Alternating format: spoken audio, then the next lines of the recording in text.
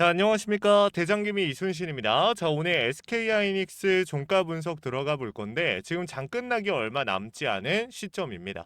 일단 여러분들도 확인을 하셨겠지만 오늘 코스피 이 9,000포인트를 넘기게끔 만들어준 1등 공신이죠. 일단 SK하이닉스 같은 경우에 오늘도 7%의 추가적인 상승을 보여주고 있는데 여러분들 솔직하게 이거 생색 안 낼래야 안 낼 수가 없어요. 요 며칠 사이 제가 우리 주주님들한테 매수를 외쳤던 구간들 솔직하게 이제 돌아보면은 여러분들 맞지 않았습니까? 제가 이 얘기를 하는 이유가 뭐냐면은 여러분들한테 맞췄다라는 걸 자랑하고자가 아니라 어떤 이유 때문에 SK하이닉스가 올라갈 것이며 이 전고를 돌파할 때 어떤 수급이 나오냐에 따라 추후에 상방에 대한 움직임이 완전히 달라질 거다. 이렇게 좀 강조를 많이 드렸거든요. 오늘 그 움직임이 또 나와줬습니다. 이거 우리 주주님들한테 좀 빠르게 설명을 드릴 거고 결론적으로 더 가냐 못 가냐만 물어보신다라고 하면 저는 더 간다라고 봐요. 솔직하게. 근데 중요한 건 리스크가 없는 상태가 아니거든요. 그러니까 SK하이닉스 같은 경우에 솔직하게 제가 함부로 이 방향성을 말씀을 드리는 것 자체도 조금은 부담이 돼요. 왜냐면은 이전에는 사실 전고를 돌파하기 전이었기 때문에 명확한 매수에 대한 타이밍이라고 말을 할 수가 있었어요. 근데 지금은 전고를 돌파해내고 폭발적인 상방에 대한 추세를 가져가고 있지만 시장 자체는 밀리고 환율도 보시면 지금 어떻습니까? 지금 환율을 또 종가에서 우리가 체크를 해보면 환율이 1,537원이에요. 이거 여러분들 심각한 겁니다. 환율 좋은 상태 절대 아니에요. 다만 솔직하게 말씀을 드리면 지금 국장은요 개인들의 정말 이 미친 듯한 이 매수세로 진짜 눈이 돌아버린 개인들의 수급으로 올라가고 있는 거거든요. 특히나 SK하이닉스, 삼성전자 이 반도체에만 수급이 쏠리는 걸 봐도 우리가 알 수 있는 내용이에요. 종목 쏠림이 강해질수록 뭐다? 이 개인들이 계속해서 유입이 된다라는 해석밖에 나오지가 않아요. 그렇기 때문에 제가 말씀드렸던 건데 중요한 건 환율이 올라가도요. 시장이 무너져도요. 올라갈 종목들은 올라갑니다. 저는 그게 SK하이닉스, 삼성전자라고 생각을 하고요. 그러면 우리가 여기서 중요한 거 둘 다 끌고 가는 게 제일 베스트인데 SK하이닉스 같은 경우 단기간 내에 꽤나 좋은 움직임들 계속 보여주죠. 오늘 같은 경우 삼성전자 대비해서도 훨씬 더 좋은 움직임 보여줬어요. 그러면 우리가 여기서 생각해 봐야 되는 거는 SK하이닉스 더 담아도 될까?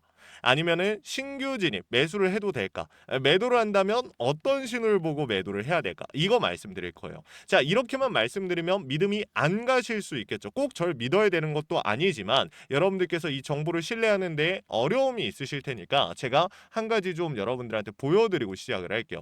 이게 제가 어제 또 촬영했던 영상인데 제가 매일같이 SK하이닉스 영상 촬영하면서 여러분들한테 이 내용들을 전달을 드리지만 그냥 하루 전날 거를 매일 보여드리거든요. 이거 여러분들 한번 보고 시작을 할게요. 제가 이 영상에서 말씀드린 내용이 진짜 중요해요. 같이 한번 보겠습니다. 금리 인상이 나오더라도 그 확률 자체는 30%. 그리고 만약에 정말로 나온다라고 해도 금리 인상이 우리가 크게 신경 쓸 만한 부분이 아니라 단기적인 리스크일 뿐이고 에너지 그러니까 원전이나 로봇 금리 기대감으로 많이 올라가는 애들 요 친구들이 사실 조금 아쉬운 움직임을 보여줄 수 있겠지만 SK하이닉스와 삼성전자는 실적을 위주로 올라갑니다. 그에 따라 기대감들 실적이 계속해서 불려 나갈 것이고 디램에 대한 수요, HBM에 대한 수요가 증가가 되면서 기대감을 계속해서 빨아가는 거죠. 근데 중요한 건 뭡니까? SK하이닉스 같은 경우 지금 이 상승이 끊일 생각을 안 한다라는 거야.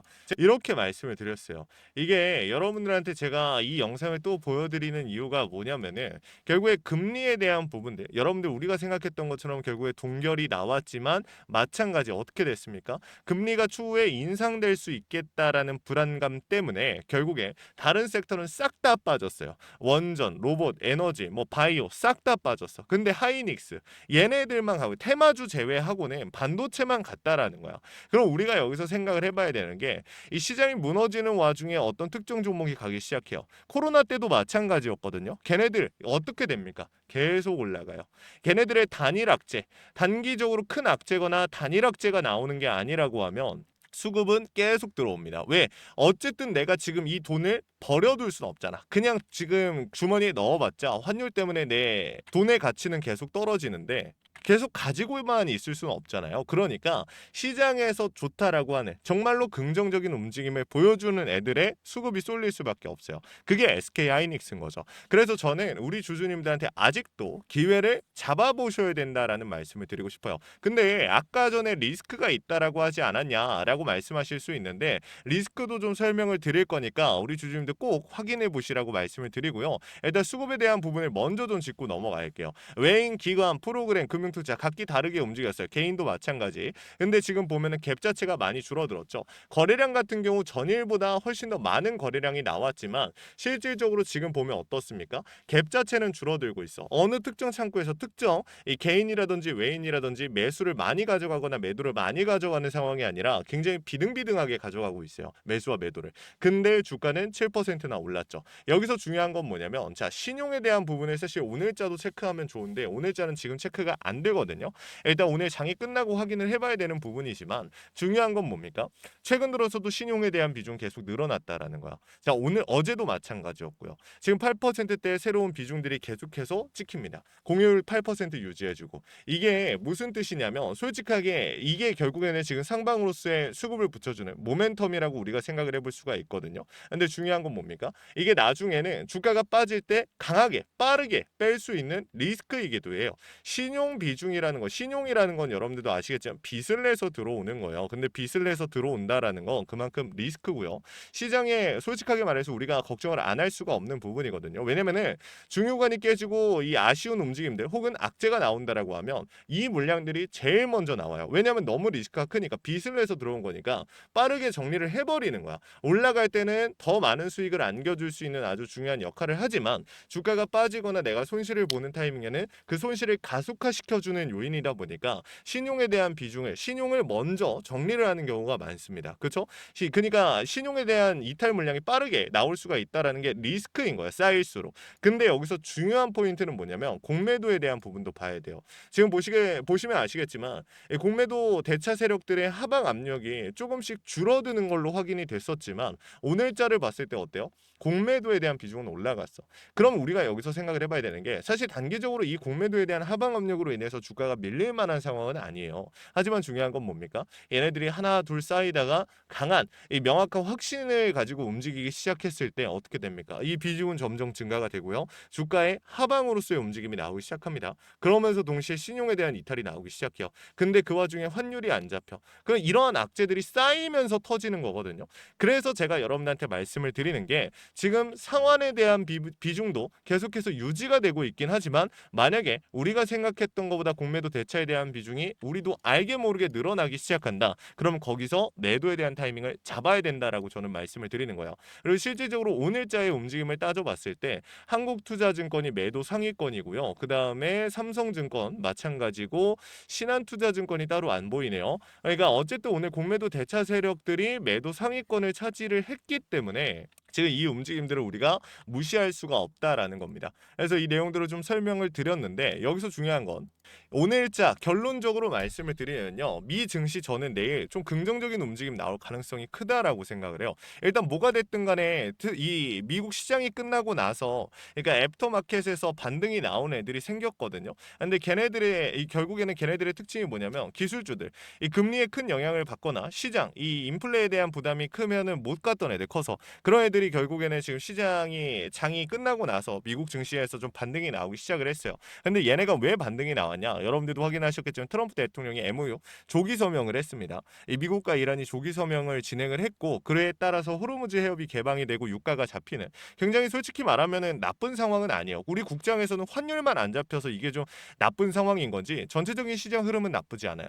그런 움직임을 봤을 때 미 증시가 다시 한번 명확하게 반등하는 흐름이 나와준다라고 하면 SK 하이닉스 같은 경우 가만히 있을까요? 아니요. 같이 움직이겠죠. 우리는 그 포인트를 잡아야 되는 겁니다. 그래서 SK 하이닉스 주주님들한테 이 내용들 설명을 좀 드린 거고 잡아드린 건데 내일 시초에 내가 결국에 우리 주주님들 SK 하이닉스 저는 비중 더 늘려야 된다라고 생각을 해요. 왜냐면은 지금 시장이 좋든 안 좋든 SK 하이닉스의 상승률을 막을 만한 이 힘을 막을 만한 요소가 등장하기 어려우니까 이 시장 자체가 꺾이는 게 아니라고 하면 수급 자체가 끊기면서 그 타이밍만 우리가 잘 잡으면 되는 거고 일단 더 한시라도 더 빠르게 담거나 추가 매수 평단 조절 이런 이런 부분들을 좀 잡아가 볼 수 있는 이 기회를 확인해 보셔야 되는데 그건 시초의 신호가 될 것이다. 위에다가 번호 하나 띄워놨습니다. 010-3425-4496 위에 있는 번호로 우리 SK하이닉스 주주님들께서 SK라고 두 글자 남겨주셨는데 자 SK 남겨주시면 제가 우리 SK하이닉스 주주님들 최대한 고점에서 정리하실 수 있도록 최선을 다해서 도움을 드릴 겁니다.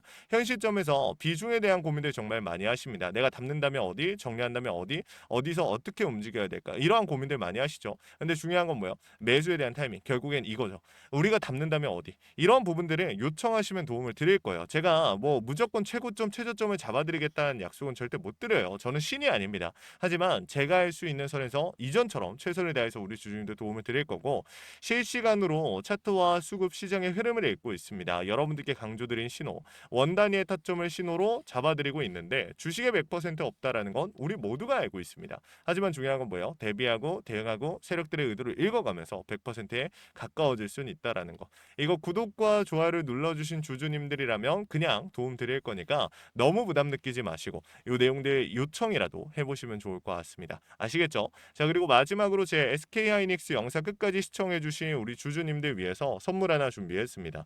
시장이 무너졌다가 회복하는 과정에서 유독 강한 상승을 보여준 애들은 항상 존재합니다. 코로나 때도 그랬고요. 러시아 우크라이나 때도 그랬어요. 얘네들의 특징이 뭐였죠? 세력들이 물려있거나 세력들의 힘이 강한 종목입니다. 그래서 준비를 했어요. 간단하게 설명을 드리면요. 미국의 트럼프 대통령이 미국 로봇 기업들에게 투자를 아끼지 않겠다라고 하면서 국내에 미국 로봇 정책 수혜 테마가 생겼습니다. 그 연결점이 CES였는데 중요한 건 미국 기업과 협력 관계가 생긴다면 MOU 체결이 나온다라고 하면 기대감으로 수급이 몰리고 강한 상승이 나오지 않을까라는 이유 때문에 수급이 몰렸던 건데 이 수급이 없어졌어요. 아니요. 실체가 있는 곳으로 이동하기 시작했다. 그래서 준비를 했습니다. 매집이 끝나고 이제 막 바닥에서 30%대의 반등이 나왔고요. 유통 비율이 40%대. 자, 품절주의 형태를 띠고 있어서 한번 치고 올라갈 때 강하게 치고 올라갈 수가 있다라는 겁니다. 개인들이 못 들고 있으니까 못 가는 거 아니냐? 아니죠. 개인들이 못 들고 있으니까 비교적 짧은 시간 내에 강한 상승이 나올 확률 자체가 올라가는 겁니다. 그래서 준비한 거니까 구독과 좋아요 한 번씩만 눌러주시고 우리 주주님들 영상 끝까지 보셔서 이 내용들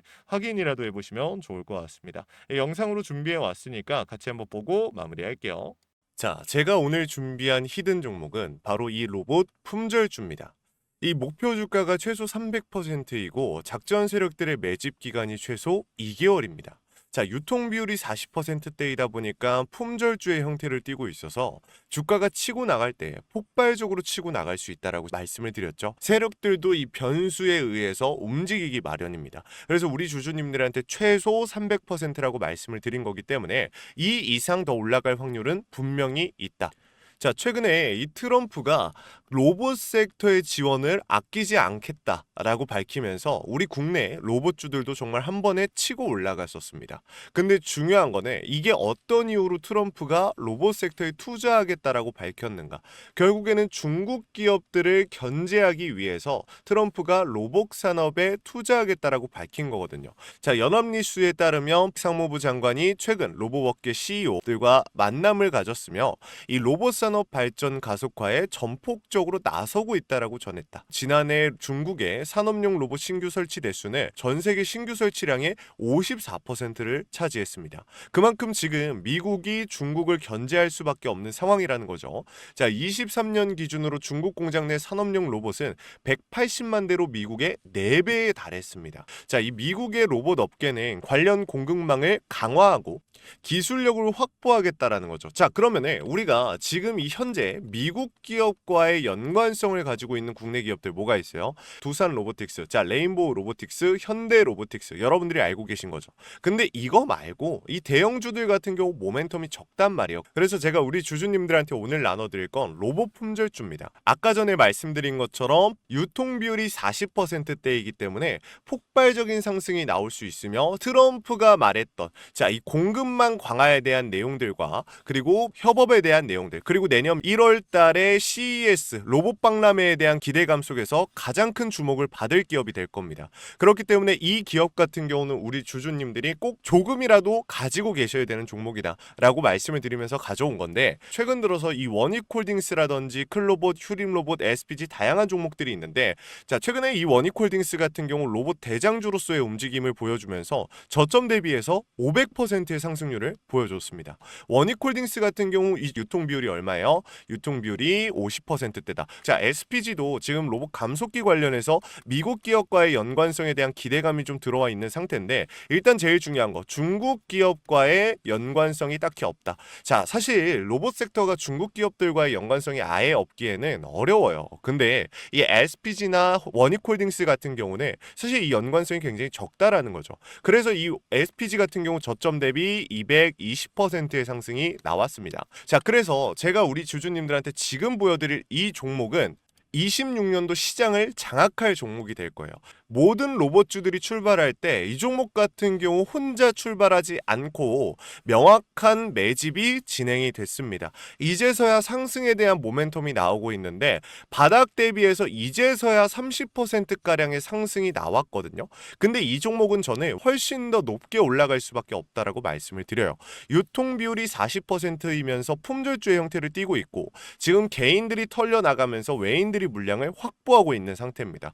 그렇다 보니까 지금 현 시점에서는 폭발적인 상승을 준비하고 있는, 힘을 능축시키고 있는 단계에 있는 건데, 26년도 대장 섹터가 어디요? 로봇이란 말이에요. 이 로봇 섹터를 장악할 수 있는 이 대장주가 시간이 많이 남지 않았고, 이 기대감들은 이제 막 반영이 될 것이며, 스마트 팩토리에 대한 기대감을 가지고 있는 기업이기 때문에 지금 현 구간에서 1월 달에 노란봉투법 시행에 따라 폭발적인 상승이 나올 겁니다. 그 전에 우리 주주님들 어떻게 해야 돼요? 잡으셔야겠죠. 그리고 26년도 내내 올라갈 종목이기 때문에 여러분들한테 바로 나눠드려 볼게요. 자, 위에 제가 번호 하나 띄워드렸어요. 제 개인 번호인데, 자, 히든이라고 우리 주주님들이 두 글자만 남겨놓으시면은 종목명과 원 단위의 타점을 같이 보내드릴 겁니다.